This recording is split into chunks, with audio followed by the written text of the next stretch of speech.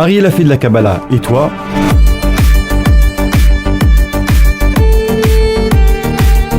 Ariel Hachetboun, bonjour. Je rappelle que tu étudies en Israël avec le Rav Korda. Le titre de tes livres, Une année avec la Kabbale, secret de la Torah et des fêtes juives. Chaque semaine, tu nous transmets un enseignement de Kabbalah et Chassidout sur la paracha. La semaine dernière, c'était Purim et tu nous as expliqué la Megillat Esther selon le Sod et en particulier les explications du Hari HaKadosh. Cette semaine, on reprend notre étude sur les parachiotes avec la section qui sera lue ce Shabbat, Kitissa. Chaque paracha renferme un chidouche, une nouveauté, une nouvelle explication de la Torah. Un chidouche donc que l'on ne peut trouver dans aucune autre section. Quel est donc le chidouche de notre paracha Kitissa ? Essayons toujours de prendre du recul dans une épreuve car elle est le signe de quelque chose de bon qui viendra. Le mal précède toujours le bien.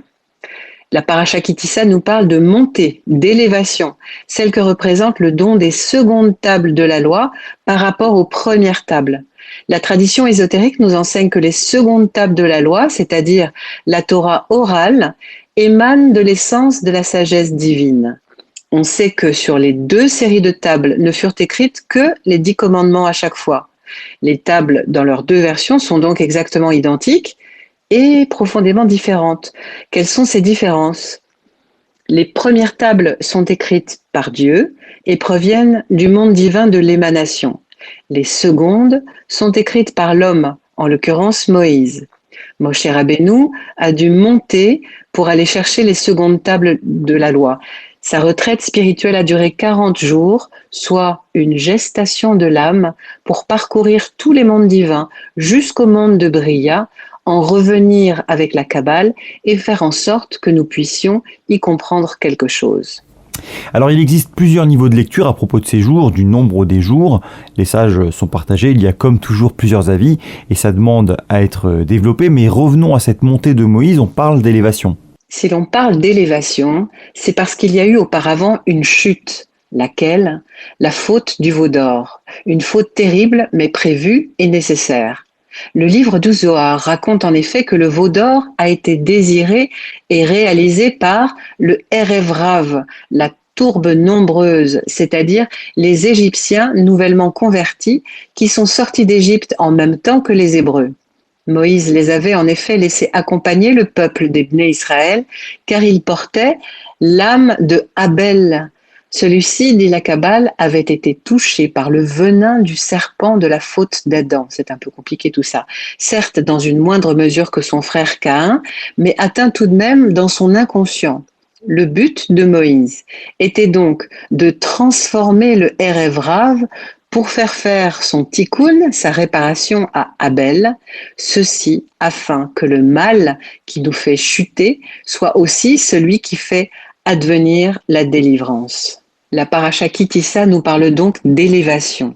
Avec le veau d'or, les Égyptiens composant le Erev Rav avaient voulu utiliser la connaissance de Dieu qu'ils avaient acquise auprès des Hébreux pour gagner de la puissance.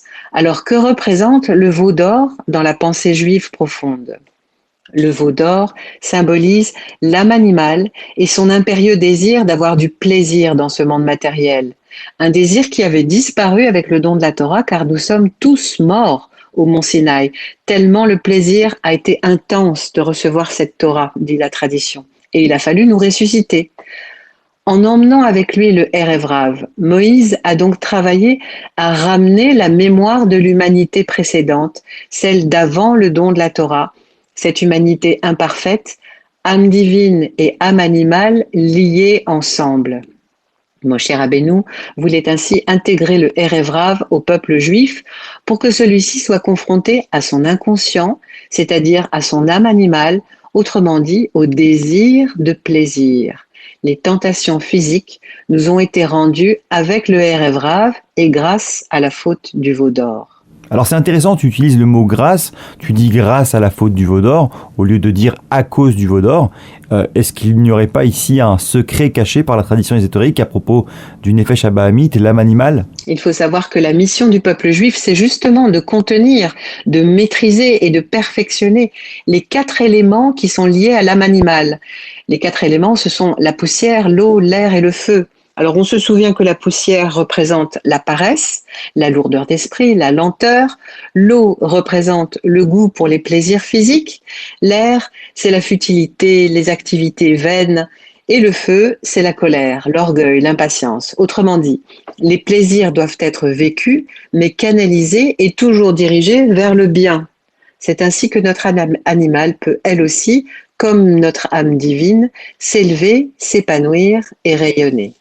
Âme divine et âme animale, toutes deux indispensables à la réalisation du projet divin qui est de vivre sur terre avec une conscience divine déployée. C'est la raison pour laquelle lorsque le peuple juif est recensé, c'est l'ouverture de la paracha qui dit ça, chacun doit offrir ni plus ni moins un demi-cycle d'argent, un demi-shekel. Nous venons de le donner cette année à Purim à la synagogue. C'est une moitié et cette moitié correspond à notre âme animale. Nous apportons l'offrande de notre âme animale, autrement dit, ce que nous sommes dans notre imperfection. Dieu nous offre en retour notre part de plaisir divin. Alors on revient au chidouche de cette paracha. Quel est-il? Le mal est un kissé pour le bien, résume le Baal Shem Tov. Un kissé, c'est un siège, un support. Qu'est-ce que ça veut dire? Le mal précède le bien. L'étape du mal est nécessaire à l'avènement du bien. Nous pouvons tout autant parler de chute et d'élévation qui s'ensuit. Et plus profonde a été la chute dans le mal, plus éclatante sera l'élévation dans le bien. Un bien important, correspondant à une grande élévation, n'est possible qu'après ou qu'à partir d'un mal.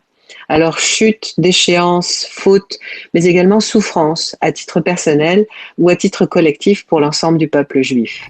Mais c'est plutôt rassurant puisqu'après la chute vient l'élévation, tu nous l'as expliqué, le mal est nécessaire pour parvenir au bien. Pourquoi le mal est-il un marchepied pour le bien? Parce que tout vient de Dieu, le bien comme les épreuves et les tentations. Parce que toute l'histoire et tout le futur de l'humanité et des Juifs sont écrits d'avance, même si nous devons user à chaque instant de notre libre arbitre pour toujours choisir le bien. Parce que l'élévation a d'autant plus de valeur qu'elle résulte d'un effort pour surmonter l'obstacle, pour dépasser l'épreuve et pour apprendre du mal. Quand on y pense, s'il n'y avait que le bien, quelle serait la valeur des bonnes choses? Le mal est le marchepied du bien. La chute n'est jamais que transitoire, temporaire. Mieux encore, la déchéance n'est qu'apparente. Elle ouvre à une succession infinie d'élévations. S'il faut en passer par une déchéance, l'épreuve doit déboucher sur un niveau supérieur de conscience pour une élévation éternelle et illimitée et pour œuvrer à l'amélioration de soi et de l'humanité. L'épreuve cache toujours un trésor à découvrir. Shabbat Shalom. Shabbat Shalom Ariel Hachette-Boun, merci pour ces enseignements. On se retrouve la semaine prochaine pour Ariel a fait de la Kabbalah et toi. Je rappelle le titre de tes livres, Une année avec la Kabbale, secret de la Torah et des fêtes juives, à commander sur Amazon.fr. À la semaine prochaine. Kol Mevaser.